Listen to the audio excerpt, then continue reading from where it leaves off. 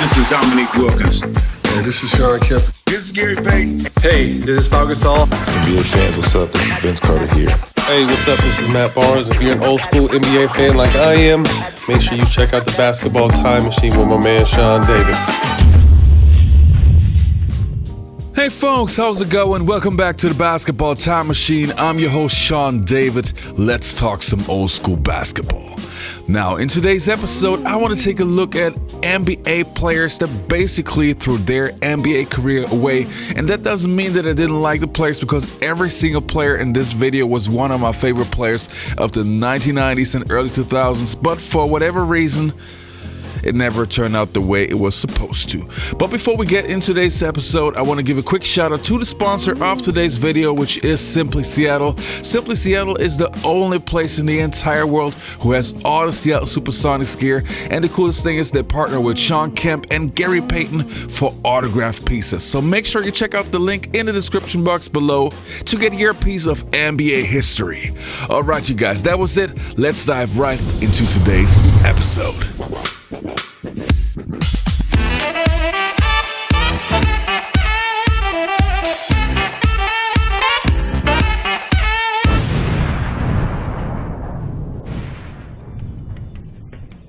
So, where do we start? I would say let's start with Kenny Anderson, one of my favorite point guards of the 1990s, a point guard that literally had it all. Now, what do you get when you combine speed, agility, handles, creativity, and court vision?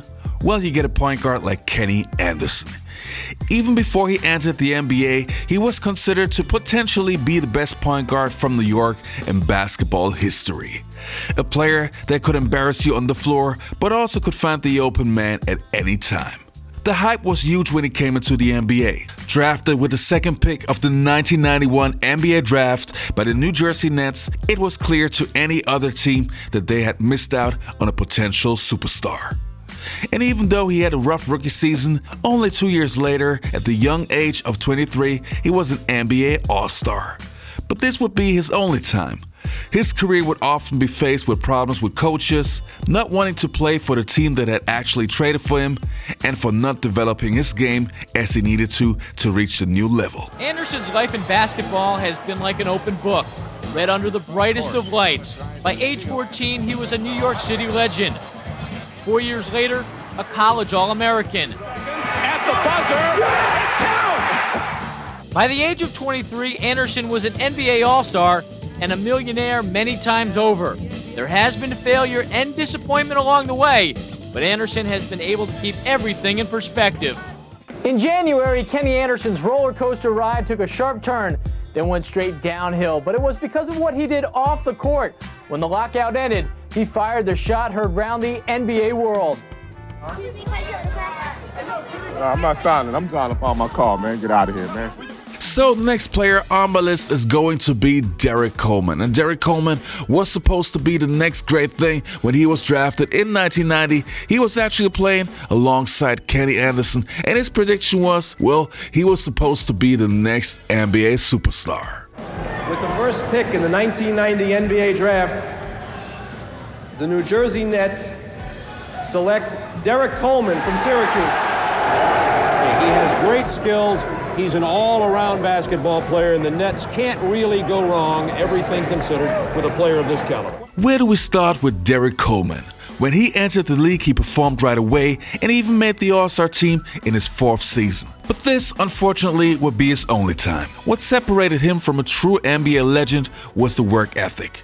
Many of his former coaches and teammates will later say that potential-wise, Derrick was in the category of a Hall of Famer, a true superstar like Tim Duncan, but he did not show the necessary dedication to his craft to take the next step. And don't get me wrong, Derrick would always be a solid player in the NBA, but his potential was to be special.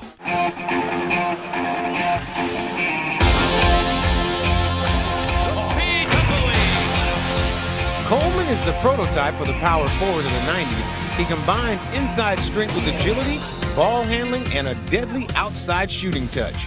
The power forward of old is just the post up, the dirty work guy. You know, I do that. I post up and do the dirty work for my team, I would say. But Derrick Coleman also has a finesse side to his game where guys that are usually my size, I have the advantage of taking them out because I handle the basketball so well. I try to just add to the game that Derrick Coleman can do the dirty work, but he also can do a lot of other things too. The next player on my list is probably only remembered by the hardcore fans of the 1990s, Richard Dumas. Playing for the Phoenix Suns in the early 1990s, he came out of nowhere and was incredible in the final series in 1993 between the Phoenix Suns and the Chicago Bulls. He was not allowed to play in his first season due to substance abuse, but in 1993 he was averaging 15 points per game. But his addiction got so bad that he was out of the league only 3 years later. Talking to his former Suns teammates, they all agreed that Richard Dumas had the potential to be a Hall of Famer. And after that, did the Phoenix Suns let you go? Yeah, I came back for like a couple of days after that. And then, a couple of games, and then they ended up letting me go because they said I failed another drug test, but a lot of people don't understand about them. They were also testing me for alcohol too, every day. And next on my list, I have Isaiah J.R. Ryder. Again, a player that I really loved back in the 1990s. Drafted by the Minnesota Timberwolves, Ryder was a guy who could give you 20 points a night even in his rookie season. The Timberwolves thought that they had finally found their franchise player for the next 10 years. But Ryder's behavior made them change their mind.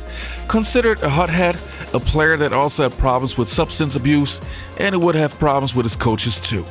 At the young age of 30, Ryder was out of the NBA, even though he could still play, but no team was willing to give him a chance and to even touch him. What a true shame. Leading scorer Isaiah Ryder showed up late, and the team followed through on its threat to suspend Ryder for 3 games. Ryder refused to accept the suspension, and the Hawks released him. If you can't tolerate Isaiah Ryder for 4 more weeks, then, just go ahead and let me go. It was my choice. I love to play. 10 years ago, Isaiah Ryder won the slam dunk title in Minneapolis. Ryder was a potent scorer, 4 seasons averaging over 19 points a game. But he bounced around the league, 5 teams in 9 seasons, last playing 10 games for Denver in the 2001-2002 season.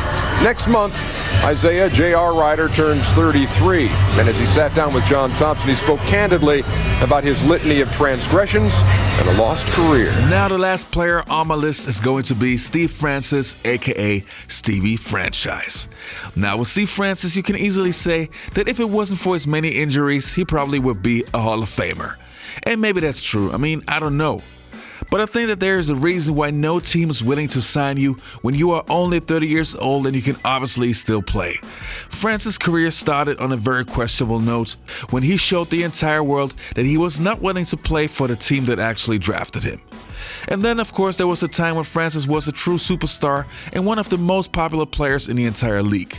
But there would always be newspaper reports on his behavior on and off the court, which got him to a point where no team was willing to sign him and was willing to take the risk. But let's remember him, just like the other players, for the good stuff. Oh, what a slam, Stevie Franchise. Gotta be original, gotta be original. Stevie Franchise is on his way. Oh, Stevie Franchise. The third-year star out of Maryland should be in the starting lineup when the All-Star game tips off February 10th. Man, it's great. It's definitely a testament to show, how far I've came as far as learning the game of basketball in the NBA. Also developing myself to, just to become a leader on this team. It didn't just come overnight, and I didn't just do it by myself. I had help, of course, from God, of course, my family, from Rudy and the whole coaching staff. They've all been there. It's been like a support system to help me, to groom myself into a better player. And, every year I think it's just been elevated that much. I thought he had a heck of a shot last year, but it's so competitive. I know his value. I think a lot of the coaches in the league know his value also because they have to defend him. And it's not only a great thing for him, personally, it's a great thing for the Rockets. So that was it for today's episode. Thanks for watching, you guys. Don't forget to leave a like and also subscribe to the channel if you're new to the show. And also, please post a comment. Who do you feel did I miss in this list? All right, you guys, you all stay healthy. Take care and see you next time on the Basketball Time Machine.